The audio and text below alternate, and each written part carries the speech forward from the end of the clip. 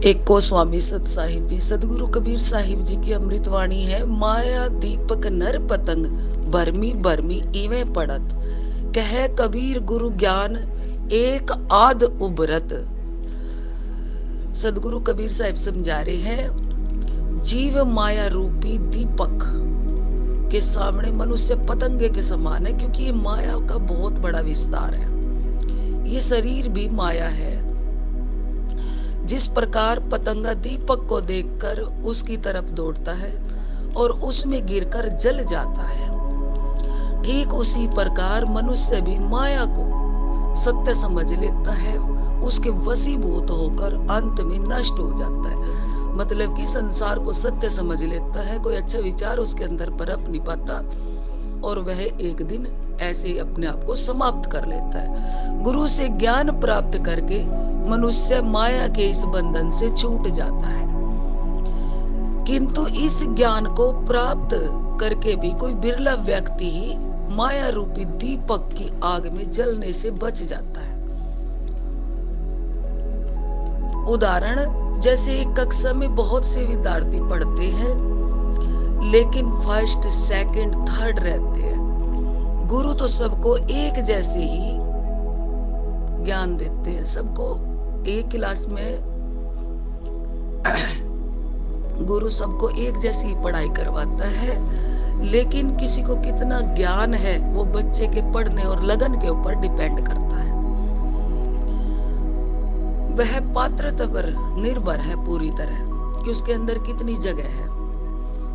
अब कोई पूरा भरा भरा गुरु के पास आके गुरु को ज्ञान देने लगे तो उसके अंदर पात्रता नहीं है, वो खाली है ही नहीं।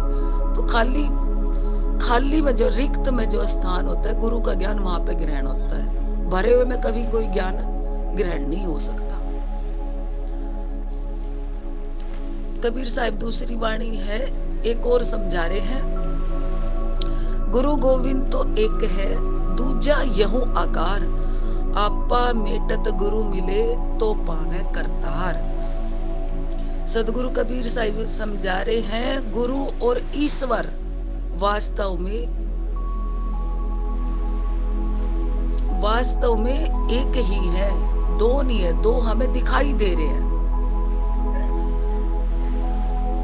भौतिक शरीर से वो भिन्न है, मतलब कि वो विदेही होते हैं। शरीर और आत्मा से अलग होने की युक्ति उनको पता होती है, उनको ज्ञान होता है, इसलिए वो हमें सिर्फ दिखते हैं कि दो है, क्योंकि हम शरीर को देख रहे हैं, लेकिन वास्तव में वो दो नहीं होते।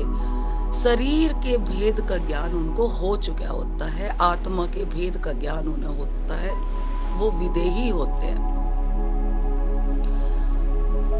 शरीर और आत्मा के अलग होने की युक्ति का हुनर उन्हें पता है, वो अभ्यासरत रहते हैं। यदि मनुष्य अपने अहंकार को समाप्त कर दे तभी उसे ईश्वर की प्राप्ति हो सकती है। मतलब शरीर और आत्मा को अलग करने की युक्ति अगर आ जाए, देह से विदेही होना अगर आ जाए, तो ईश्वर की प्राप्ति हो सकती है, वरना नहीं।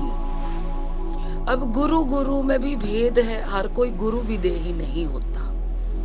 विदेही को एक विदेही जान सकता है। आगे की वीडियो में आगे समझाऊंगी, क्योंकि अभी लंबी वीडियो कर नहीं सकते। देह से भी देह में अंतर, प्रेम मोह में अंतर, चार वाणियां कौन सी हैं ना। धीरे धीरे यूट्यूब के साथ जुड़े रहे। एक को स्वामी सत साहिब जी।